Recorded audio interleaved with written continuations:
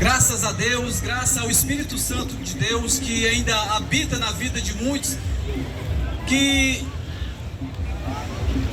muitos ainda se voltam para Deus, porque entendem a necessidade de ter essa presença dentro dos seus corações. Mas infelizmente muitos se rebelam contra Deus e procuram viver conforme as suas vontades. Mas o homem que não tem Deus, você pode ver aí em meio às televisões, os homicídios, as guerras, as catástrofes que acontecem justamente por conta da desobediência da humanidade com esse Deus maravilhoso que está sempre de braços abertos, esperando você ir ao encontro dele. Mateus 11:28 diz: vinde a mim todos que estáis cansados e sobrecarregados, e eu vos aliviarei. Tomai sobre vós o meu jugo e aprendei de mim, que sou manso e humilde de coração. Oh Deus maravilhoso, que ainda chama esses seres humanos pecadores, na qual somos nós, que é barro, que é a sobra do barro, né, na qual Jesus Cristo, depois de ter feito tudo, aí ele pega lá o barro e faz nós seres humanos e assopra com um sopro de vida. E hoje nós estamos aqui com a oportunidade de se voltar para Ele. Se volte para Ele, reconheça Ele como o único e suficiente Salvador de sua vida, para que você possa gozar do melhor de Deus em sua vida. Louvado seja o nome do Senhor. Irmão Rondinelli, com a oportunidade.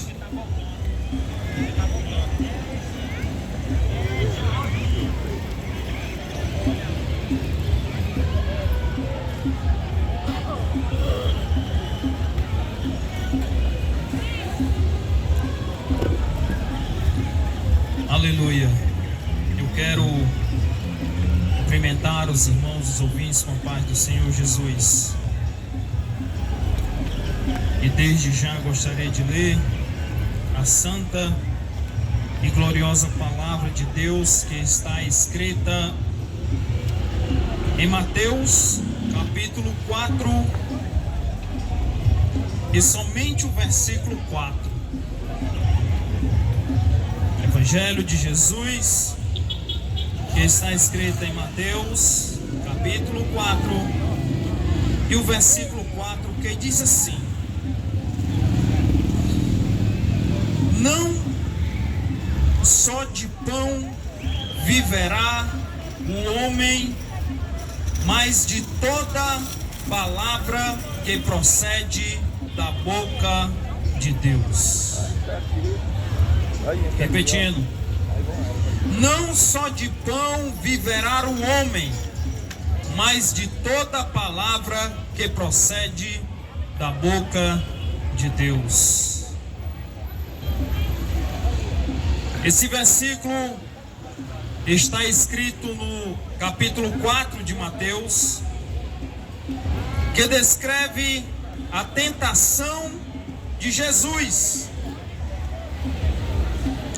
Jesus entra com o propósito de fortalecer a sua vida em Deus, pois ele tinha um grande ministério a cumprir sobre essa terra, ministério esse que era levar e agregar a palavra de Deus ao coração do homem, para que o homem pudesse compreender a perfeita vontade de Deus, de o homem se reconciliar e aceitar a Jesus em seu coração como único e suficiente Salvador da sua vida. Jesus, dessa forma, passa 40 dias em um deserto, em um jejum, ali orando e se consagrando a Deus e fortalecendo o seu espiritual. Porque o homem, Jesus, como foi 100% homem e foi 100% Deus, ele, como homem, sabia que precisava de um alimento carnal, mas também ele precisava de um alimento espiritual, pois Mas o alimento carnal fortalecia o seu corpo, para que ele pudesse fazer todas as obras da sua vida: trabalhar, caminhar, correr, andar, botar força, assim como nós também fazemos. Mas também Jesus compreendia que ele não era só feito de uma pessoa carnal, de um homem carnal, mas também existia nele o espiritual. Por isso ele precisava fortalecer o seu espiritual. E como é que ele fortalecia? Se consagrando a Deus, buscando a Deus, estando na presença de Deus e principalmente jejuando. Assim ele faz. Por quê? Porque existia um propósito. Eu falei no início qual é o propósito. Jesus foi perfeito em seu propósito. Por quê? Porque através desse poder espiritual que ele ganhou, ele levou a cura, a libertação, a salvação, o alimento e principalmente a palavra de Deus aos corações. E ele foi totalmente vencedor em seu propósito.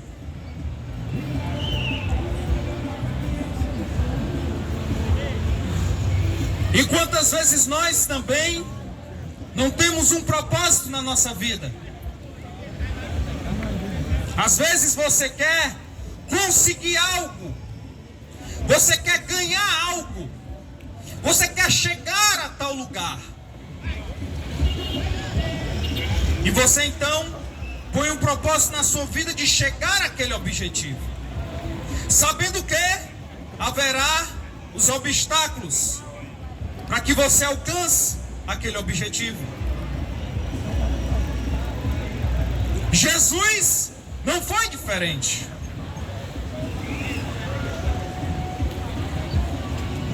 E o obstáculo apareceu, que foi o inimigo da minha e da tua vida. Por isso que o capítulo se chama A Tentação de Jesus. Porque imagina você, Jesus está ali há 40 dias naquele deserto, somente orando e buscando a Deus, sem comer e sem beber. Satanás chega até Jesus e lhe impõe essa tentação. Ora, Jesus, tu estás aqui há tantos dias, sem comer e sem beber.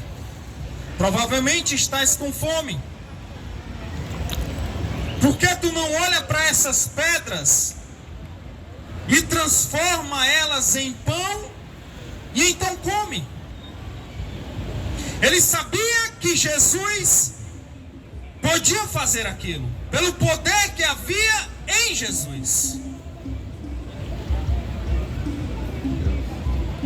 Mas Jesus também sabia que ali era uma cilada que Satanás jogava sobre a vida dele para poder o quê?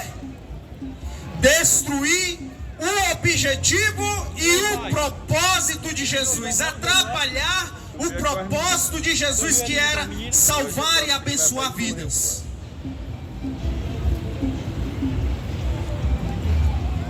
Jesus então, vendo que Satanás estava querendo interferir, Jesus então responde a ele: olha, nem só de pão viverá o homem, mas de toda a palavra que sai da boca de Deus.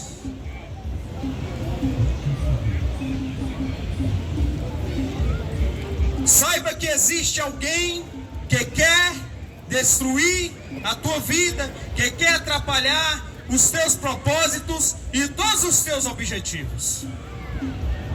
Principalmente se for um propósito de você se aproximar de Deus. Pois esse é o maior objetivo de Satanás, é que você se distancie de Deus, que você jamais se aproxime da presença de Deus, que você jamais conheça a obra que Deus tem preparado para a tua vida. Obra essa de vitória, obra essa de bênção, obra essa de você ser verdadeiramente um vencedor.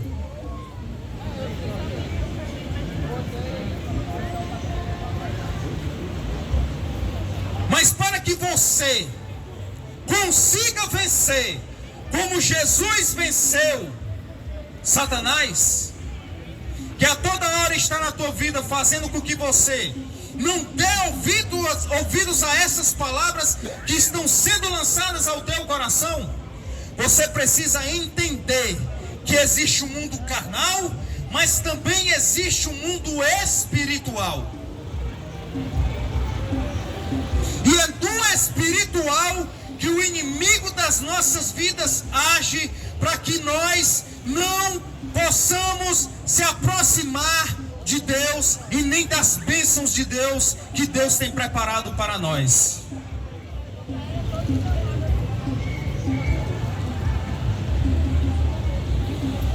O homem peca.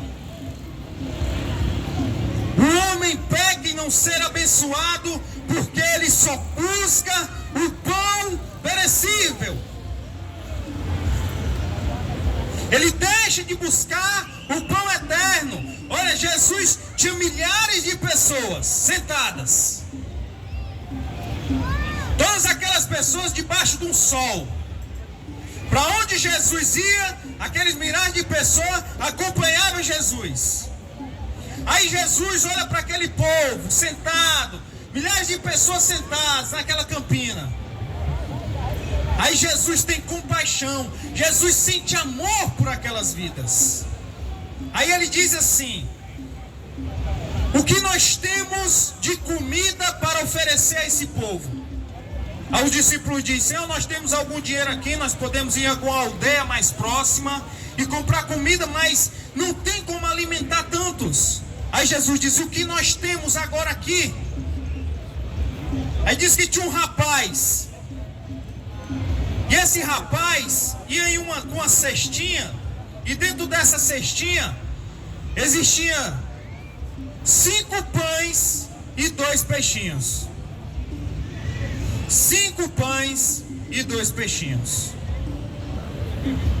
Aí os discípulos dizem: Senhor, tem um rapaz aqui que ele tem 5 pães e 2 peixinhos, mas o que nós podemos fazer, Senhor, com 5 pães e 2 peixinhos para tantas vidas?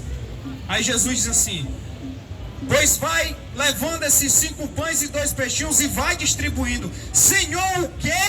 Como é que nós vamos distribuir? Jesus disse: vá e distribua, homem. E disse que os discípulos iam, e o povo ia metendo a mão e pegando. De 5, daqui a pouco, quando o 7º pegava, encontrava o pão. O 10º pegava e encontrava o pão. O 100º pegava e encontrava o pão. Daqui a pouco todos já estavam se fartando de pão e peixe pela voz de Jesus. E ainda se levantaram 12 cestos de comida quando todos já estavam satisfeitos. Jesus alimentou com o pão carnal, mas também com o espiritual. E é o interessante dessa parte, que o povo ali começa a dormir, a descansar, já estão de barriga cheia, começam a descansar, a conversar, a se dispersar. Chega a noite, aquele povo dorme. Só que quando já estava amanhecendo, Jesus pega o barco e atravessa aquele rio.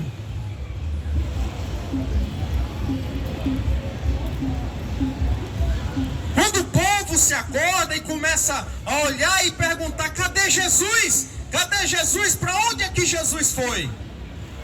E ninguém mais sabia para onde é que Jesus tinha ido. E alguns tiveram a ideia: será se ele não atravessou o rio? Vamos atrás para ver se ele não está do outro lado.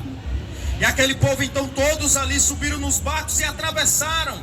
Quando chegam do outro lado, veem Jesus. Alguns correm e começam a cobrar: Jesus, por que tu nos abandonaste? Nós estávamos atrás do Senhor. Quando nós não vimos o Senhor, nos desesperamos. E então atravessamos este rio para chegar mais perto de ti. Aí Jesus olha para eles e diz: vocês não me buscam pelo pão que não perece, mas sim pelo pão que perece.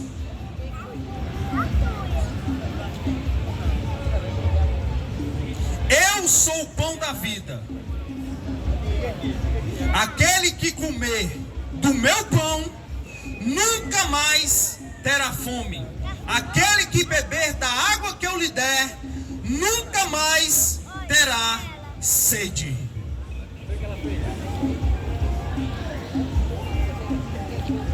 Jesus tem o pão e a água espiritual que você precisa para vencer as tentações do inimigo e ser mais do que vencedor nos teus propósitos, nos teus objetivos, naquilo que você tem colocado diante de Deus para a sua vida.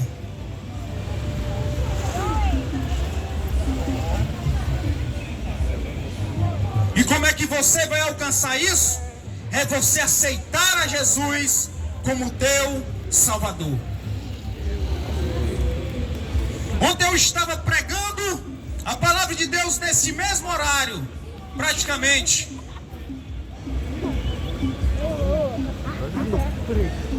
E li em Romanos.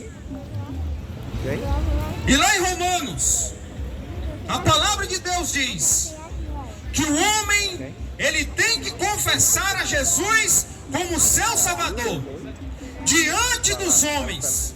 Não existe outra forma, não existe outro caminho, não existe outra porta, não existe outra saída do homem ser filho de Deus.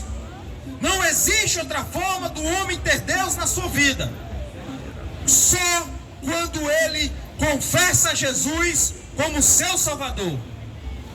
E eu sei que é difícil para você dar esse passo decisivo na sua vida, porque, como eu falei para você, existe o inimigo da minha vida e da tua vida que não quer que você se aproxime de Deus, porque ele sabe que quando você aceitar a Jesus, todas as coisas que você acha difíceis, todas as coisas que você acha impossíveis, serão fáceis e possíveis para a tua vida. Ele sabe disso. Por isso que ele põe em teu coração que isso é besteira, que isso é baboseira, que você não precisa confessar, que você não precisa aceitar, que você não precisa entregar a tua vida a Jesus. Porque ele quer que você seja um perdedor. Porque ele quer que na tua vida exista a morte eterna. Porque ele quer que você ande como um perdido, sem rumo, sem Deus, achando que tem Deus, mas sem Deus.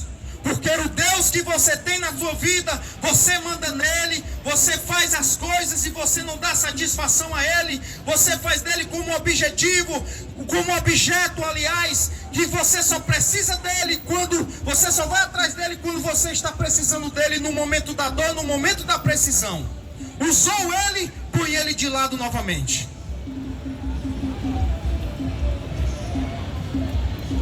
Deus tem que fazer parte da sua vida em todo momento, em toda hora, em todo minuto, em todo segundo, meu amado. Ele tem que ser o Senhor da tua vida. Ele tem que ser o Deus da tua vida, o Deus dos teus propósitos, dos teus objetivos. E você só vai alcançar quando você der este passo na tua vida. Por isso, essa noite, aceita Jesus como teu Salvador. Entrega a tua vida a Deus. Confessa a Ele. E tudo Deus vai fazer para você. Principalmente te fazer co-herdeiro da herança que foi nos dada por Jesus Cristo, de um dia morarmos no céu, na presença de Deus. Crendo você ou não, aceitando você ou não, Jesus irá levar o seu povo para o céu para morar com Deus por toda a eternidade. Que Deus abençoe a você e essa bênção se estenda por toda a tua família. E eu agradeço a oportunidade em nome de Jesus. Amém.